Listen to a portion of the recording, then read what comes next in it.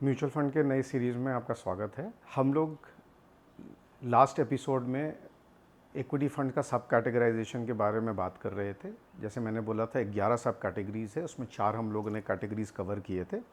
Large cap fund, mid cap fund, small cap fund and large and mid cap funds. उसी series को बढ़ाते हुए 5वां category होता है dividend yield funds. Fund manager ऐसे स्टॉक्स में इन्वेस्ट करते हैं जिनकी डिविडेंड यील्ड अच्छी खासी होती है ईयरली बेसिस पे। जैसे कुछ कॉमन एग्जांपल्स आपको मिलेंगे, कोल इंडिया हो गया, पावर ग्रिड हो गया, आईटीसी हो गया, विप्रो हो गया, जिनके डिविडेंड यील्ड ज़्यादा होते हैं। फंड मैनेजर वैसे स्टॉक्स सेलेक्ट करता है जिससे उनको रेगुलर बेसिस पे यील्ड्स ज़्यादा मिलती है। ये थोड़े स्टेबल होते हैं, वोलेटिलिटी इनकी बहुत ज़्यादा नहीं होती है compare to other stocks that are there. दूसरा जो हम लोग कैटेगरी देखते हैं वो फोकस्ड फंड्स का होता है।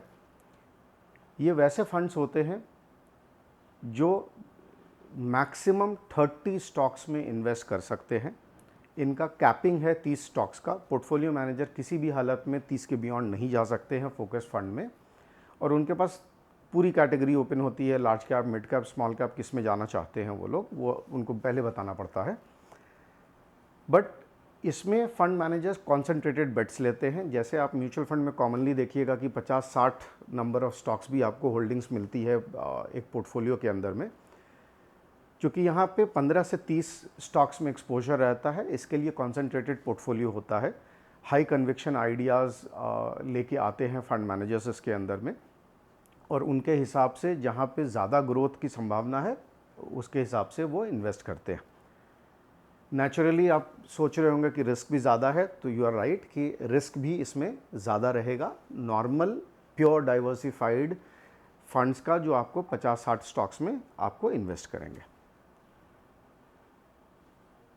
जो 7वां कैटेगरी है वो बेसिकली सेक्टर फंड्स या थीमेटिक फंड्स है। सेक्टर फंड्स वैसे फंड्स होते हैं जो एक पर्टिकुलर सेक्टर में इन्वेस्ट करते हैं। जैसे मान लीजिए पावर सेक्टर में इन्वेस्ट किया। और थीमेटिक फंड्स होते हैं, उनका यूनिवर्स थोड़ा सा वाइड होता है। वो 2-3 सेक्टर्स को मिला करके इन्वेस्ट करते हैं। जैसे एक बहुत कॉमन थीम रहा है, कई सालों से हम लोग देखते आ रहे हैं, इंफ्रास्ट्रक्चर थीम। इंफ्रास्ट्रक्चर थीम के अंदर में आप सीमेंट कैटेगरी ले सकते हो, टेलीकॉम भी ले सकते हो, आप इंफ्रास्ट्रक्चर की कोर कंपनियां ले सकते हो, रेलवेज़ ले सकते हैं हम लोग। इस तरह से काफ़ी छोटे छोटे सेक्टर्स को मिला करके हम लोग इंफ्रास्ट्रक्चर थीम बनाते हैं। एक दूसरा जो कॉमन थीम हम लोग और देखते हैं वो एंटरटेनमेंट एज अ थीम है।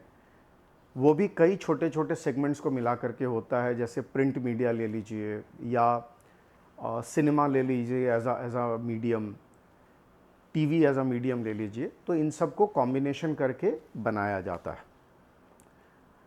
जैसा आप सोच रहे होंगे कि सेक्टर और थीम के अंदर में, सेक्टर में थोड़ा ज़्यादा रिस्क होता है।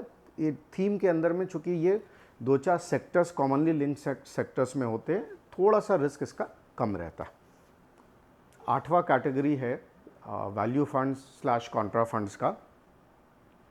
वैल्यू फंड्स वैसे फंड्स होते हैं जहाँ पे फंड मैनेजर वैसे स्टॉक्स में इन्वेस्ट करते हैं जो अपने इंट्रिंसिक वैल्यू से कम पे ट्रेड कर रहे हों, जहां उनको लगता है कि यहां से over a period of long period of time growth मिलेगा, करंटली मार्केट उसको नहीं देख रहा है, वहां पे डालने की कोशिश करते हैं। ये फंडामेंटल स्ट्रॉन्ग कंपनीज होती हैं, बट किसी वजह से आज मार्केट का ध्यान उनके ऊपर नहीं होता।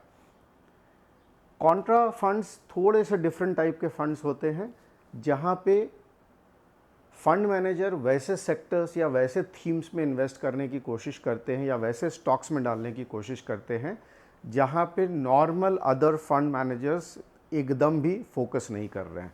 सो फॉर एग्जांपल, अगर सारे फंड मैनेजर्स आपको डिफेंस में बहुत एक्सपोजर ले रहे हैं, एफएमसीजी में बहुत एक्सपोजर ले रहे हैं, कैपिटल गुड्स में एक्सपोजर ले रहे हैं, तो मे बी ये फंड मैनेजर्स जो कॉन्ट्रा फंड्स मैनेज करते हैं वो आईटी सेक्टर में इन्वेस्ट करेंगे। वो कहेंगे कि बॉस आज की डेट में आईटी सेक्टर में कोई नया इन्वेस्टमेंट नहीं कर रहा है, ये अच्छा टाइम है इन्वेस्ट करने के लिए। तो उनका व्यू कॉन्ट्रेरियन है to the rest of the market that is there. तो ये 8 कैटेगरीज हैं बाकी के 3 कैटेगरीज़ के बारे में हम लोग नेक्स्ट सीरीज़ में बात करेंगे। धन्यवाद।